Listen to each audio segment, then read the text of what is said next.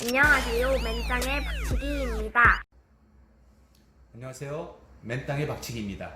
이렇게 해야 착공이. 오늘은 제가 착공 허가가 나기 전까지의 과정을 한번 우리 여러분께 한번 이야기를 한번 드려볼까 합니다. 제가 우선 착공 전까지의 과정을 살펴보면 2019년 4월부터 2020년 9월 초에 착공 허가가 났습니다. 그런데 사람들이 대부분 그런 이야기를 하더라고요. 건물을 짓는데 9억이 필요하다. 10억이 필요하다. 너의 건물을 지으려면 10억이면 될 거다. 그래서 저는 그냥 10억이면 모든 게 다 들어가는 줄 알았어요. 그런데 착공 받기 전까지만 보더라도 그게 아니었어요. 10억이 아니라 10억 외쪽으로 들어가는 부수적인 세금이나 이런 돈들이 너무 많이 들더라고요. 그래서 건축을 생각하시는 건축주분이나 아니면 상식적으로도 건축을 생각하시는 이런 분들도 이러한 돈이 드는구나 정도는 아셨으면 좋을 것 같습니다.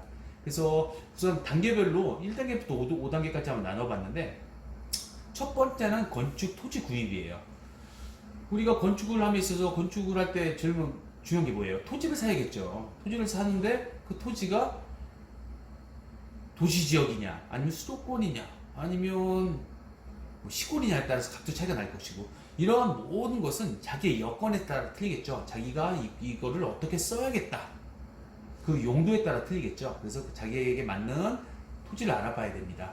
그리고 알아봤으면 그 지역의 건폐율, 용적률, 또 그리고 그 땅이 일조를 받는지, 일조를 받는다면 남쪽으로 받는지 북쪽으로 받는지 등등 이 땅과 관련된 사항을 다 알아봐야겠죠. 그리고 계약을 합니다. 계약을 하고 그 다음에 제일 중요한 게 뭐냐면 자금 계획을 철저하게 세우셔야 돼요. 뭐든지 건축함에 있어서 자금 계약이 조금이라도 틀어지게 되면은 바로 건축을 진행함에 있어서 문제가 생깁니다. 이 토지 같은 경우에는 보통 취득세가 4.6% 정도 나와요. 엄청나게 큰 돈이죠. 우리가 저 같은 경우에도 뭐 국민주택 25.7평 이하에 살다 보니까 그 전에는 뭐 사고 나서도 뭐 세금이 취등록세 뭐 400만 원, 500만 원 이렇게 냈던 기억이 있어요. 그런데 4.6%라고 하면은 10억이라고 하면은 4,600만 원 정도의 세금을 내야 되는 거죠, 취득세로. 그리고 신규 택지의 경우에는 토지 정산을 합니다. 이 100평이라는 땅을 계약을 했는데 나중에 택지를 다시 측량을 해보니까 이게 99평이 될 수도 있고 101평이 될 수도 있어요. 그래서 남는 부분에 대해서는 더 돈을 내야 되고 모자라는 부분에 대해서는 환급을 받게 됩니다. 그래서 제가 산 지역 같은 경우에는 프리미엄을 좀 주고 산 택지지구이기 때문에 약간의 추가 요금이 조금 더 들어갔어요. 뭐 0.3평 정도가 더 늘었다고 하더라고요. 그리고 이제는 건축 땅을 샀으면 이제 건축 설계를 해야 되죠. 설계는 제가 잔금을 치르고 9월 달부터 이제 설계 사무소와 계약을 맺었어요. 이거는 건축 용도, 저 같은 경우에는 이제 점포주택을 질 생각이었거든요. 그래서 거기가 지하 1층에서 지상 4층 그리고 옥탑방까지 갖춘, 네, 그거를 질 생각이었습니다. 그리고 이거에 따른 건축 설계비는 천차만별이에요. 유명하냐 유명하지 않느냐에 따라서 정말 1,000만 원부터 억대까지 정말 다양하기 때문에 이거는 본인의 이게 자금 사정에 따라서 정하시면 될 것 같습니다. 그리고 허가 도면이 완료될 때까지 많이 만나야 돼요. 설계사님, 건축사님을 많이 만나서 계속 이야기하고 내가 요구하는 사항을 말씀드리고 전문가의 조언 받고 보완해서 수정하고, 이런 과정을 저 같은 경우에도 지금 한 7번 정도를 만난 것 같아요. 7번 정도를 만나서 수정을 했고, 그리고 건축허가를 9월 달에 시작해서 그 다음에 6월 중순에 건축허가를 지자체에 냈습니다. 근데 이 지자체에도 저희 지역 같은 경우에는 보통 3주부터, 빠른 데는 3주 정도면 허가가 나는 데도 있는데, 저희 같은 경우에 그때 일할 그 담당 공무원이 한 분밖에 안 계셔갖고 저는 6주가 걸렸어요. 그래서 이게 지자체 설정에 따라 빠른데 이게 틀린데, 이거는 잘 고려해서 진행하시면 될 것 같습니다. 그리고 나서 건축허가를 넣고 나서 건축주는 마냥 노는 게 아니에요. 이제 시공사를 찾아야 돼요. 시공사는 주변의 지인이나 아니면 주변에 건물을 진 거, 내가 마음에 들었던 건물, 어느 시행사인지 유심히 계속 보고 있다가 연락을 하든가 아니면 설계사나 건축사님께 추천을 받아서 몇 군데를 받으면 돼요. 보통 3군데 정도 받는다고 하는데 저는 6군데를 받았어요. 6군데를 받아서 그 중에서 한 군데와 계약을 한 거죠. 네. 그래서 보면은 시공사를 만나요. 만나서 우선 시공사 6군데에서 견적을 받았고, 6군데 중에서 3군데를 우선 협상 시공사로 선정을 했습니다. 우선 협상 시공사로 선정을 했는데 제가 저 나름대로의 협의서라는 거를 그 3군데의 시공사에 보냈어요. 근데 그 중에서 2군데에서 그래 너의 조건을 들어줄게 라는 뜻으로 단메일이 왔어요.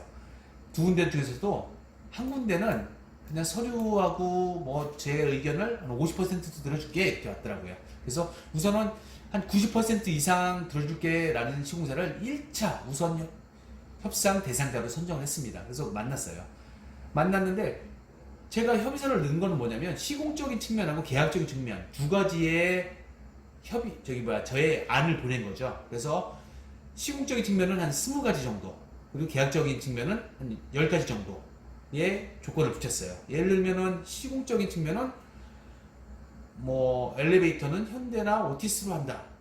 아니면 샤시는 1군사인 LG나 뭐 KCC 하나 뭐 이 정도로 한다. 뭐 이런 게 주가 되었고요. 그 다음에 계약 관련해서는 뭐 그거죠. 뭐 기성구는 어떻게 한다. 그 다음에 건설 현장에서는 무조건 다 안전모를 착용해라. 뭐 비계는 어떤 거를 써라. 그리고 제가 유튜브를 찍어서 제가 모르니까 유튜브를 찍을 테니까 너 잘해라는 뜻으로 유튜브 촬영에 적극 협조한다. 이런 정도의 조건을 달아서 보냈습니다. 그래서 한 곳을 우선 90% 이상 들어준다는 시공사가 이 이야기가 잘 돼갖고 그것과 계약을 하기로 했고 시공사와 이제 계약을 하게 되었습니다. 우선 협의서에 들어간 내용을 첨부문서로 해서 다 집어 넣어야 되고요. 그 다음에 나머지 10% 시공사가 들어주거나 하기 힘들 것 같다는 부분에 대해서는 서로 조율을 했어요. 이거 제가 양보할 건 양보하고 조금 더 시공사에서도 양보할 수 있게 이야기를 하고 해서 조율을 했고, 그 다음에 가장 중요한 거 은행과 가서 이 대출이 얼만큼 나오는지 그걸 알아봤어요. 왜냐면 자기 자금으로 이 대출을 이 건물을 대출 없이 건물을 올리는 건축주가 몇 명이나 있을까요? 그래서 했습니다.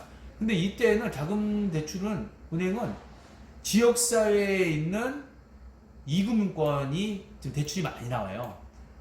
예를 들면 새마을금고나 아니면 단위농협, 이 정도가 단위농협, 단위축협, 뭐 수협 뭐 이런 곳이겠죠. 그런데 이런 곳에서는 대부분 어떻게 되냐면 토지자금하고 건축자금이 따로 대출이 나옵니다. 그래서 제가 토지자금 같은 경우에는 대출이 계약금 택지지구니까 LHI 했던 그 계약금에 따라서 대출은 너무 작더라고요. 그래서 토지를 재평가를 받았습니다. 재평가를 받아서 토지자금에 대해서 70%, 그리고 건축자금에 대해서 70% 이렇게 별도로 해서 대출을 실행을 했습니다. 이때 토지자금 같은 경우에도 기존 은행권보다는 비싸요. 보통 4% 초반, 저 같은 경우에는 4.2%, 그리고 건축자금 같은 경우에는 더 비싸요. 5% 초반입니다. 비싸죠. 근데 이 건축자금 같은 경우, 토지자금은 중도상환 수수료가 있는데 건축자금은 중도상환 수수료가 없습니다. 근데 조건이 뭐냐면은 0.5%를, 그러니까 토지자금 대출 금액의 0.5%를 수수료로 먼저 공제를 합니다. 예를 들어서 10억을 빌렸을 경우에는 어떻게 돼요? 500만 원을 먼저 빼고 9억 9,500만 원만 입금을 해준다는 이야기죠. 네, 이것도 좀 자세히 알아보셔야 합니다. 이런 과정, 1년의 과정들이 다 끝나면 이제 착공 서류를 접수하게 됩니다. 착공 서류는 시공사가 합니다. 그래서 경계 측량이나 모든 걸 하는데, 이 중에서도 건축주분들이 신경 쓰실 거는 뭐냐면은 이런 거예요. 여기 한 1번부터 한 5번까지 정도는 건축주분들이 움직이셔야 됩니다.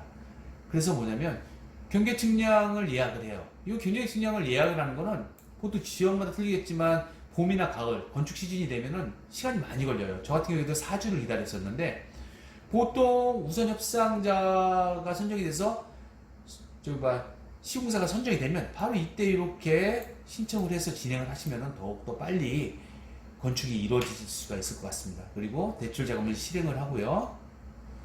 근데 여기서 보면은 추진력 준비장에 건축자금 플러스 알파라고 써있는데 이 알파라는 건 뭐냐면 내가 건축자금 총 소요되는 비용이 10억이다. 그러면 10억에 대해서 한 10%, 1억 정도는 예비로 자금을 갖고 있어야지 아주 안정적으로 돌아갈 수 있을 것 같아요. 그렇다고 이야기를 하더라고요. 저도 안 해봐서 잘 모르는데. 네. 그래서 경계 측량은 한 60만원 정도 들고요. 그 다음에 대출자금 실행인데 대출이자가 비싸다고 말씀드렸죠. 토지자금하고 저게 비싸다고 말씀드렸죠. 그리고 지정감리를 요청해야 되는데 이건 해당 지자체에 요청을 해요. 저 같은 경우에는 설계사무소에서 요청을 하셨습니다. 해주셨고요. 그다음 지정감리와 계약서, 이게 계약서가 또 필요해요. 근데 지정감리 같은 경우는 되게 비싸요. 저 같은 경우에 1380만 원인가 1360만 원인가 들었던 것 같아요. 비싸고, 그 다음에 설계감리 같은 경우에는 이 제 도면을 설계해 주신 설계사님이 해주시는데 이건 한 400만 원 정도가 들었습니다. 그리고 구조기술사, 건축안전구조라고 하죠. 이 건물이 안전한가 안 안전한가 해서 이분이 2층 올라갈 때까지 해서 3번을 나와서 보신대요. 그래서 용역계약을 맺습니다. 이건 한 200만 원 정도 합니다. 요 세 가지는 대부분 다 설계사무소 해줘요. 해주고 도장만 찍어서 보내주세요 라고 해서 찍어서 보내주면은 추진을 합니다. 그리고 지질료사 같은 경우에는 시간이 얼마 안 걸리지만 시공사가 합니다. 그래서 요 나머지 1번에서 한 5번 정도에서도 뭐 빼면 뺄 것도 있는데 요 정도만 신경을 쓰시고 나머지는 전부 다 시공사에서 서류를 챙겨서 집어넣어서 착공 허가를 받게 됩니다. 어때요? 모두 안 보이게 촬영할 거야 아무도 모르게 내 맘대로 모두 퇴근 후에 공개할 거야 찍은 건 모두 다 리얼하게